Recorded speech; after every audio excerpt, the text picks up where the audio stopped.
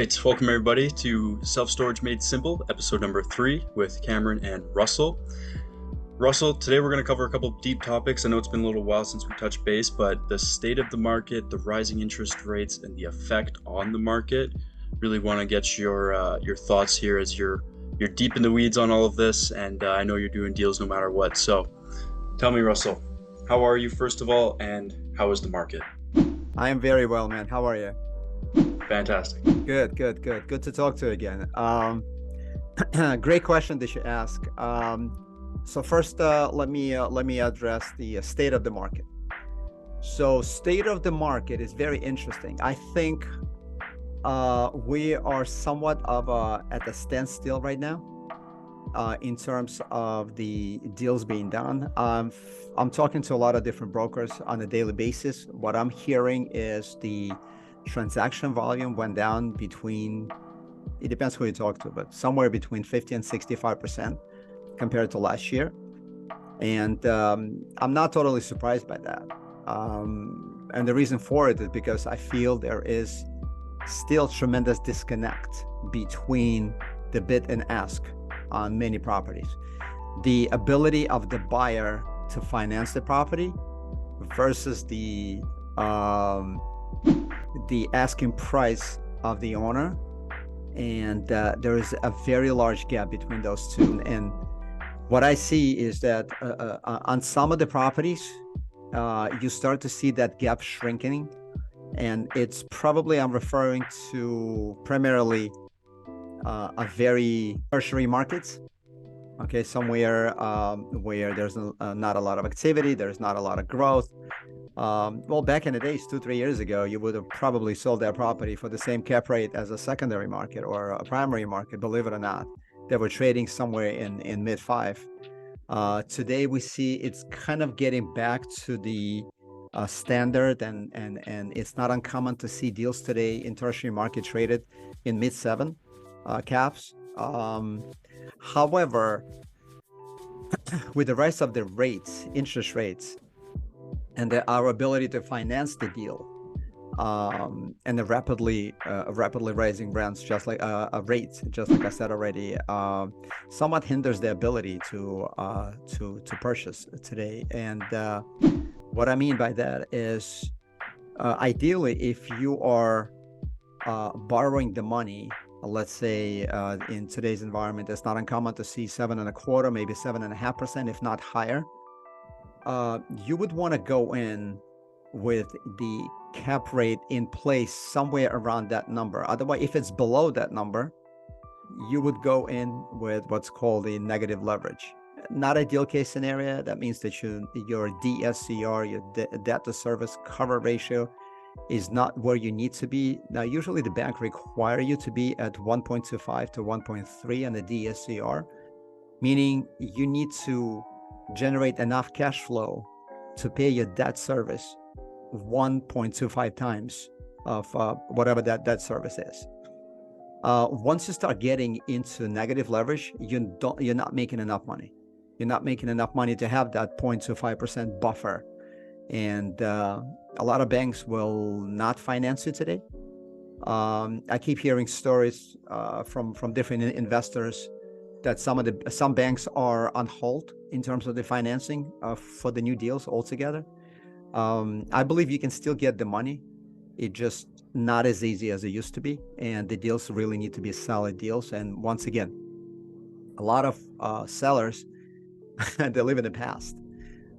They live in 2-3 years ago, where everything was flying up and high, and you would get multiple bids and multiple offers and going over asking price within the first 2-3 days once the property hits the market. And a lot of owners got used to that. So the new reality is that the deal has to make sense. It has to make sense from the beginning, from the start. So I see there is still a tremendous disconnect, like I said. As a matter of fact, for the secondary primary market, you still see deals being traded in mid-5, upper 5 caps, which is pretty amazing. I would assume they have a lot of meat on the bone, meaning somebody who purchased a deal like that can go in and immediately start raising rents and they got to be substantially below the market, cut costs, and to be able to generate higher NOI to justify going in with such a low cap rate. However, the average deal, I would say, for the average investor today, who is not part of the larger REITs or the larger PE group, someone who owns a facility or two or three or four, I think the tertiary market is where we operate. We are definitely going into tertiary markets, and we own all of our facilities in tertiary markets. We feel that this is where the dislocation is the greatest. When I'm saying dislocation, what I mean is what we're looking for mispriced assets, meaning not only mismanaged, but mispriced as well. So we can come in and do our value add business plan and work on the rates, modernize the facility, bring in the management software, start doing online marketing, start doing SEO, which basically something that most of the owners, especially if they're older and they own the facility for 10, 15, 20, 25 years, this is not what they do. It's usually word of mouth. They know everybody in town. They're friendly with everybody. They're afraid to raise rents because they don't want to offend anybody. Most of their customers are friends or neighbors or relatives. This is what we're looking for. This is where we come in, and this is where we can do the highest amount of value add. We've done it a number of times. We're actually doing it right now, but we've done it a number of times, and this is where we found the most success. And luckily, I see some of those properties are being traded at somewhat of reasonable cap rates today, somewhere in the low to mid 7th. And just like I said, if you buy a property at 7.5 caps and you go in and your financing is 7.25 to 7.5, and there is an ability for you to raise rents, and there is an ability for you to increase the NOI almost immediately, that would be considered a good deal in my books. So even going into these tertiary markets where they're not going to get the same amount of growth as let's say a Dallas Fort Worth area, you're banking on the fact that you can add the value because it's been so poorly managed, or just someone who's looking to get out of the deal? Good question. Good question. So we always looking for demand generators. We always looking for a reason why would somebody go and rent from us, right? So if you are in a really tertiary market and there is not a lot of rooftops around you, and there is not a lot of large stores, anchor stores around you where people would normally go on their way to either to work or to the shopping, it would be very difficult. It would be very difficult. So when I'm saying tertiary, there are tertiary market and there are tertiary markets. The big difference is you can be in a suburb of let's say about half hour to an hour away from a very solid secondary market, and there's still a lot of population there, growth and activity. In contrast, the other tertiary market could be somewhere where the population within 3-5 mile radius could be 5,000 people, 7,000 people, 8,000 people. Just not enough. So we're looking for those tertiary markets where there's still growth. We definitely need to know the people are moving there, because what makes this business grow is new tenants. So we need people either to move to, or there is a job opening somewhere nearby, or a large manufacturer complex. So we need to know there's growth in the area. We also need to know there is a development in the area. Someone else is coming in, and either they're building a 500-600 multifamily units, or they're building a new community of 1,000 homes. So we just need to know that there are enough rooftops and there are enough business that we can take the facility from where it's at today and turn it into what we need it to look like in a year or 2 or 3. But usually we do most of our value add, we do within the first year. Nice. And then just to go back to the broker aspect, I'm curious, because there's such a disconnect between the buyers and the sellers. What is the sentiment of the broker these days that you've been noticing? So broker's job is to get the most amount of money for the person he works for, which is the seller, right? So if the broker lists the property, their job, their legal responsibility to the seller. So their job is to get the most. However, they need to be realistic. I think they have a very difficult job right now because they need to be able to explain to the owner why the property might not be worth today as much as a year ago or 2 years ago, and it's very difficult to understand if if you know that John down the block just sold last year the same facility and got a $600,000 more. So there's always, like, we have comps, but the sellers also have comps. They know the friends in town, they know other business owners that recently sold within the last 2-3 years, and they kind of fall back on those numbers. Those numbers, I don't think they're realistic today.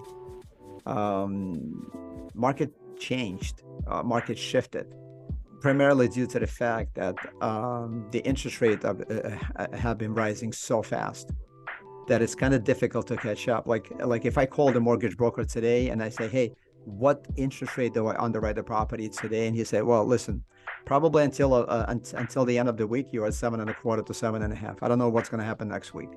So it's a very, very fast moving target. So going back to the brokers, they're in a tough position. And I understand that they want to get the listing, but they also want to put a realistic price on that listing. Otherwise, the listing will just sit on the market and it's not going to sell. And their job is to sell.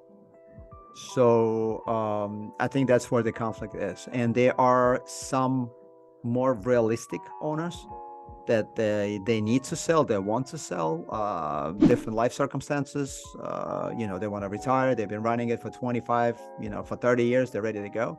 And there's some owners, they are fishing, meaning they just, hey, you know what, let's put the property on the market, let's see what the market says.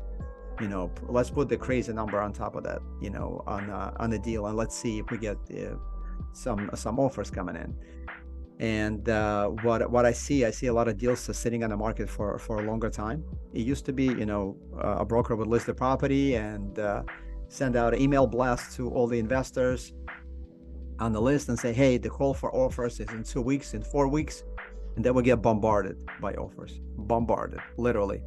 Today, I think they're still getting offers. I think they're still getting a lot of interest, but it's at a more realistic valuation, because there's only so much that a buyer can afford to pay for the property based upon the income that property generates. It's no longer so this is the biggest difference, I think, in my opinion. We're no longer buying on pro forma. We're no longer making case to the bank and showing them the 5-year pro forma, and this is where we're going to be at the end of year 2, at the end of year 3, and they will give you money based on that pro forma. I believe today banks are being a lot more conservative. They're being a lot more selective. And I believe, from my experience at least, they want to see the deal works from day one. And just like I said, with the DSCR of 1.25, I think they want it even higher in some cases, 1.3. So they want to have enough cushion, enough buffer. And a lot of investors, I know you have a well-oiled capital raising machine, but a lot of retail investors might be kind of concerned sitting on their hands, leaving their money in, say, money markets or stock market, not doing anything there. What would you say to them who are just sitting on the sidelines? Because yes, interest rates have gone up. Yes, they may go up again, but is this not one of the greatest opportunities to actually get in the market? So to answer that question, I wanna go back to the basics, and the basics is every time there is a chaos in the market, it creates an opportunity, right? So just like you said, isn't it the best time to buy because you can get an opportunity? I believe we're just in the beginning of that cycle where we see good opportunities. I think opportunities only going to get better probably within next year and a half. And the reason for it, because some of the properties would have to come to a refi. Some of the properties would have to be sold, and the values are no longer there, and the appraisals might not be there, and there's a lot of different things that go into when you need to refinance the property. It's not as simple as it used to be.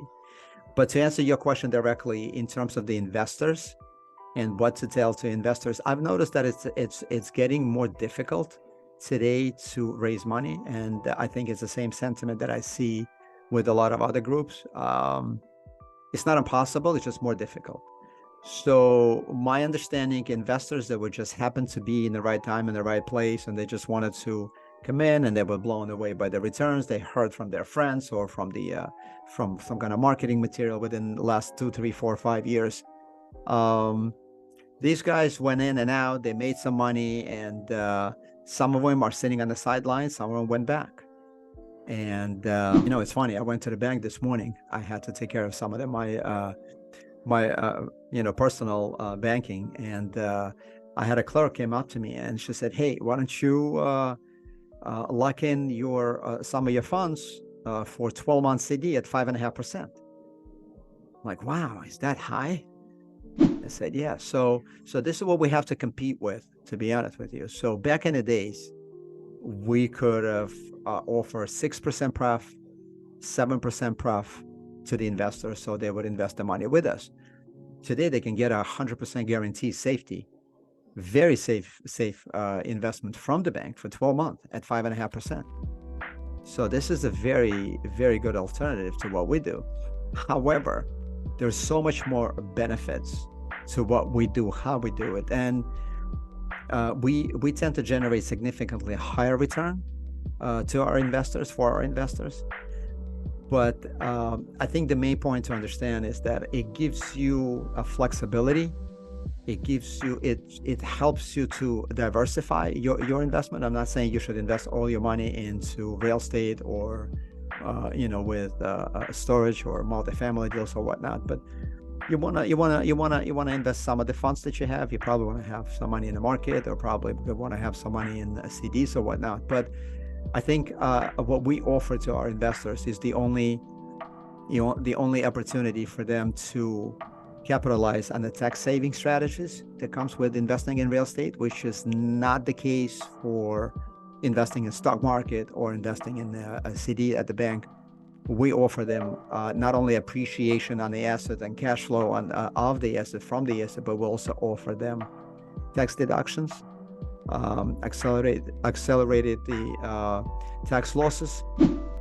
So this is the only way for the average investor, and I'm saying average is someone who's got a job and W-2 or whatever, and they happen to have some extra income and they want to invest to offset their income, and to hopefully to use that legally to minimize their tax consequences. So I would say, is it more difficult to raise money today? Yes, there's still plenty of money out there chasing deals. I always believe that if you have a right deal, the money will come. We have a pretty strong network of investors that's been with us for years, and we've done very well for them. So raising money is not the most difficult part today, I believe, and I still feel that finding the right deal is a lot more difficult, and getting the deal flow is a lot more difficult. Consistent deal flow is a lot more difficult, but raising money today, even though it's challenging, it's not the most complicated things today.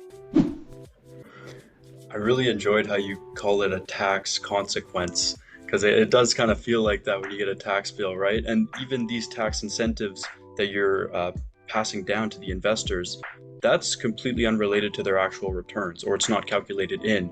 But in real terms, they're profiting significantly higher through those savings on the tax front.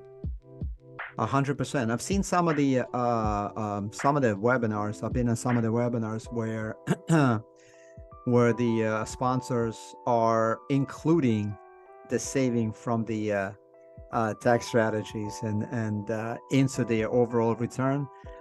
I'm not sure if I buy into that. I think it's just added value and just added bonus. Once again, I don't think there are any other investments similar to real estate that gives you appreciation, depreciation at the same time, a cash flow at the same time. I think what makes this whole business very unique. Yeah, absolutely. Well, for new people that want to get involved with what you're working on, Russell, how can they find you? Easy. Twitter, or the new name, the X, Storage Doctor, Storage DR. or they can just go on safestorageusa.com. Once again, safestorageusa.com. This is our brand. And they can email me, russell@safestorageusa.com. Perfect. Thank you, everybody, for tuning in to a new episode of Self Storage Made Simple. We'll see you on the next one.